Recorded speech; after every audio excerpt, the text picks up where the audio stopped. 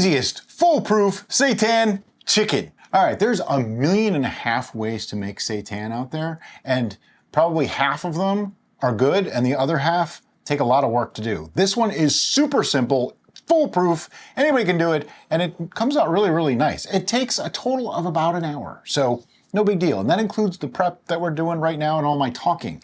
Now, there's a few ingredients and a few processes that are really going to make this work for you.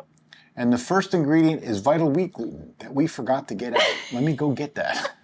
All right, so we have vital wheat gluten, and I'm going to be using 1 cup. Now, if you don't know what vital wheat gluten is, it is not regular flour, okay?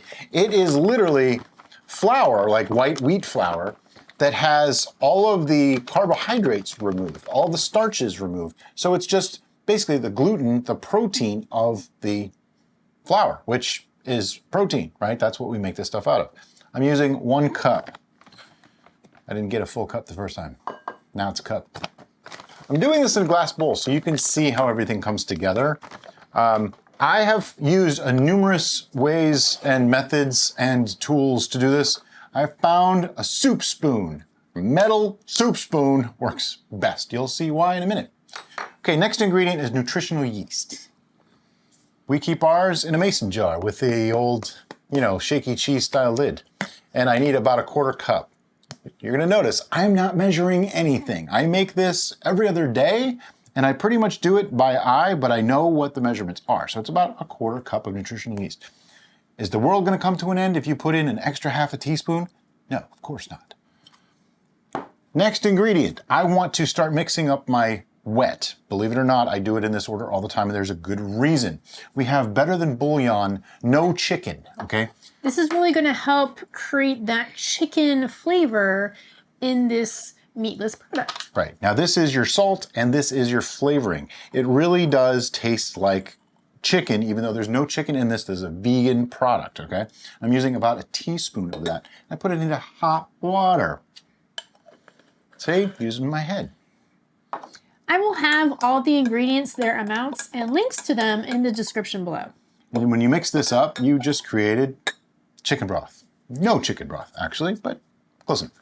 Okay, and now on to the 2 things that pretty much every single recipe for vegans has, and that is onion powder and garlic powder. I'm going to use a tablespoon of each, which might sound like a lot, but remember, you're trying to recreate a flavored item with a non-flavored item. Then we're gonna add a little bit of an umami flavor to give it that umami flavor. And for that, we're going to be using mushroom powder, which is really just ground up mushrooms, but this happens to be the one that Sauce Stash recommends. We'll have links to this stuff all in the description. I think she might have said that already. Yeah.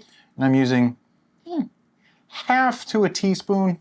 Don't get crazy, but usually somewhere in that range is fine. Okay, so that's all of our dry. Now, see, the spoon is now cleaned off. So I take the back end of the spoon and I mix up the dry. It's a multi-purpose tool. Yep. Put it back in your liquid. Then I need something to counteract the vital wheat gluten flavor. It doesn't bother me a lot, but Derica does notice it. Some people don't really like it. So we add a little bit of white vinegar. Now, how much? Some recipes call for as much as 1 tablespoon in this volume. I think that's a bit much. I usually go with a couple of splashes, which if I had to give you an actual measurement is probably 1/2 teaspoon, okay? And then I mix all that together with 2/3 of a cup of water. Now, remember, it was 1 cup of vital wheat gluten and 2/3 of a cup of water. Remember that because it's important. And now that I have my solids, or my dries, now that I have my dries mixed up, I'm gonna pour in the wet ingredients.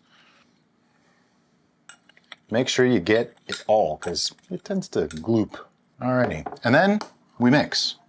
And it'll start to come together pretty quick. You'll see gluten form almost immediately. You wanna get all that wet touching dry. You want everything mixed together. But at a certain point, now you see this is where the metal spoon comes in. See, I can scrape the sides down because a little bit of moisture gets in there and it sticks. So this way I can scrape it all down, get it all loose. But at a certain point, you just gotta use your hands. So let me clear all this stuff out of the way and get to the cutting board. Okay, so once it starts to come together a little bit like that, I like to scrape the bowl out onto a surface that I can work with this on. Scrape the bowl down real good too. I mean, you paid for all that stuff. And we just measured it ever so carefully. By the way, please don't take my irreverence towards measuring, as I don't have any idea how much I'm putting in. I'm actually really good at gauging it, and like I said, I do this all the time. I kind of have it down to a science, and it pretty much comes out the same every time. So that's as scraped as I care for it to be. I'm gonna get all this extra off the spoon. It's still gloopy. We also know, as far as measurements go, in cooking, they aren't exactly as important as in baking. If we were baking something, Well, we would measure. when it comes to seitan, it's a lot of science. So it's similar to Sure. baking. I don't think it's as crucial as some people would have you believe. I would say it's more of a ratio that's important rather than the actual Absolutely. measurements. But this is also, you can play kind of fast and loose with this if you want to. You can use the beef bouillon if you want to make more of a beef. There's a lot of different flavors you can add. You can put spices directly into it. You can do it pretty much however you like. That's the beauty of seitan, is it starts out as a kind of a blank slate, and then you can just make it whatever you want. You know what I need though? Is a board scraper. All right.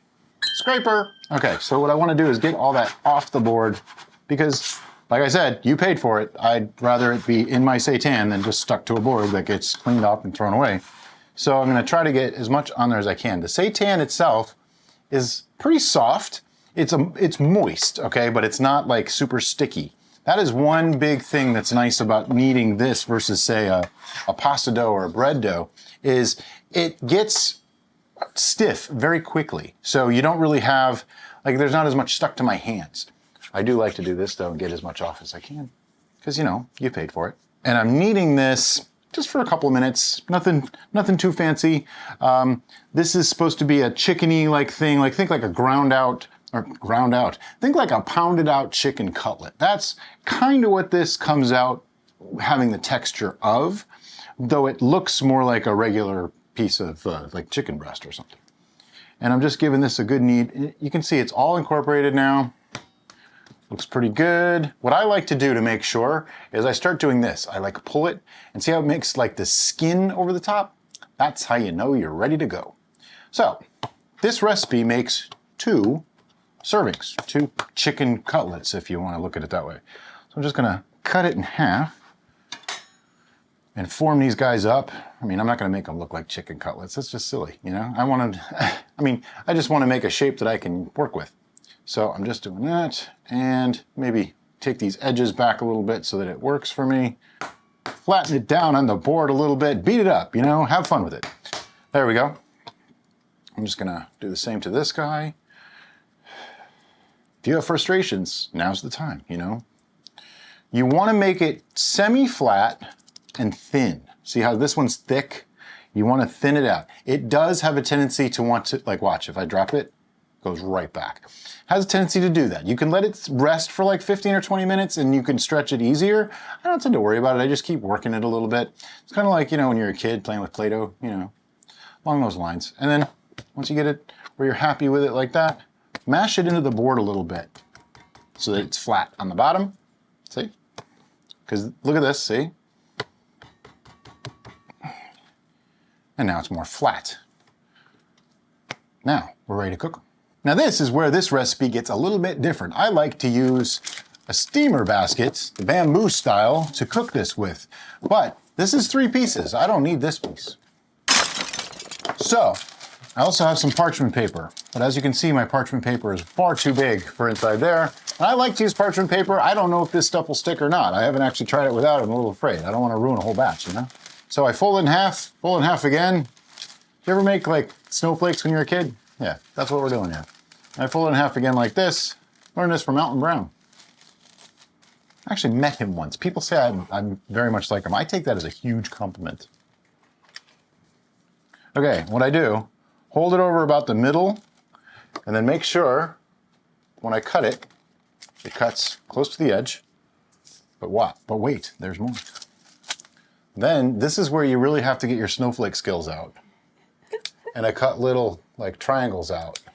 What he's doing is he's perforating the paper so that way the steam can more easily penetrate your seitan cutlets. I'm making snowflakes, come on.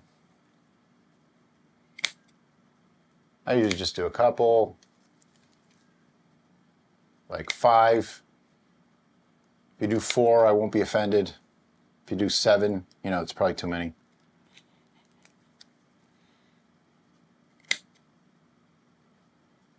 Nine? No, just don't. Oops. See, it doesn't even matter. I tore that one. And then when I open it up, I have this lovely perforated mat that fits inside. See? Then you take these, you place them gently. You don't want them to touch as much, if you can avoid it, because, whoa, had a little stuck to me. That's Seitan. When it starts, you want some space because they will expand a little bit, not too much based on this recipe, but you want a little bit of space between them, otherwise they'll stick together, and then, you know, you basically just made one really big cutlet, which is cool too, but this is really, you want to do 2, just do 2. Put the lid on, set this on a pot of boiling water for 40 minutes. Don't mess with it, don't touch it, don't take it off the heat, don't do anything. 40 minutes. Now you can turn the water down a little bit, but just a word to the wise, make sure you have enough water in the pot. Use a pot that has like this deep. I used a different pot yesterday, and it was down to like 2 minutes before 40 minutes, but I'm like, what does that smell? Yep, totally burned the pot. So don't do that. Make sure you have enough water, 40 minutes, we'll see you then. All right, 40 minutes, and we have what looks like chicken. I'm gonna flip them over, one of them, and I'll put the other one straight up. They're a little warm, because, you know, they just came out of the steam. But I'm gonna let these cool for a minute before we taste them. Let me talk a little bit about what you do with this now, okay? You can do almost anything with these at this point, but they're not technically finished. Ideally, you wanna let them go into the fridge and sit for a few hours to overnight to alter the texture a bit. They'll actually be a little bit firmer, feel a little bit more meaty. Right now, there's some give, but it's not like rubbery, it's not too firm, it's not soft. Here, let me see if I can do this. If I pick it up, see, it bends, but it's not like flopping over. So it's got a good structure to it, really nice texture as it is. We did this last night and made like a chicken parmesan. I put sauce in. He breaded them. Yeah, oh yeah. And then we cooked those Put them in the air fryer. fryer. Now, the beauty of this method is it doesn't use extra fat, okay? And that's why I really wanted to do this, because the other method that we did simple seitan with required a lot of extra oil and fat and frying and things like that. I'm trying to get away from some of those things. So this doesn't require any. But I do have a grill pan that just came today that I'm gonna test out. We're not putting it in the video because I have to test it first. But I'm gonna try it with no oil or anything on there, see if I can get, you know, grill marks. Ooh, grilled food, you know? And then we're gonna cut that up and put it into a stroganoff tonight. So that's just another way you can use it. But you can use this any way that you would use chicken. I mean, you can put it on a sandwich. You can like make a big chicken sandwich. You probably wanna make them smaller. You don't do that. You can make them like burger type things. There's a myriad of things you can do with this. You can also just leave them in the fridge until you're ready to use them. So my plan is this recipe makes 2, but say you wanted to make more. You just double it, triple it, quadruple it. And then once they're steamed, you can put them in a container, keep them in the fridge for up to a couple of weeks, and just pull out meat as you need it. And then you finish it how you want. Keep in mind, these are cooked. They may not be finished, but they're cooked fully. They're totally safe to eat as they are. Speaking of, it is time. But let me get out the other camera so she can make a slow motion of me cutting this thing open.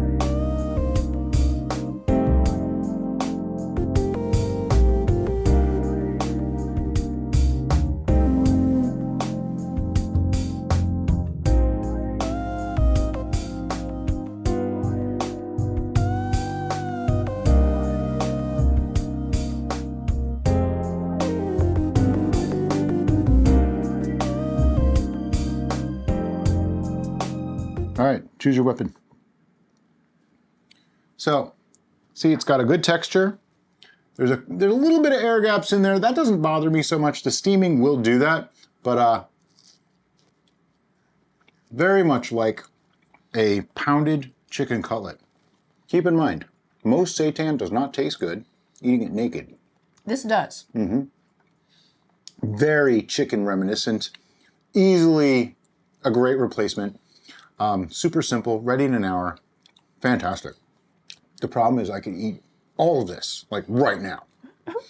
But with other seasonings and stuff in there, oh man, there's just so many things you can do with this. So let me know what your recipes for this exact recipe have been. Like, how did you alter it to make it your own? Did you make a beef? Did you make a pork? Did you spice it up? Did you add herbs to it? Because we've done all those things too, and I'm really curious to hear what you guys are doing. And as always, guys, thank you so much for watching, and have a great day. Bye-bye.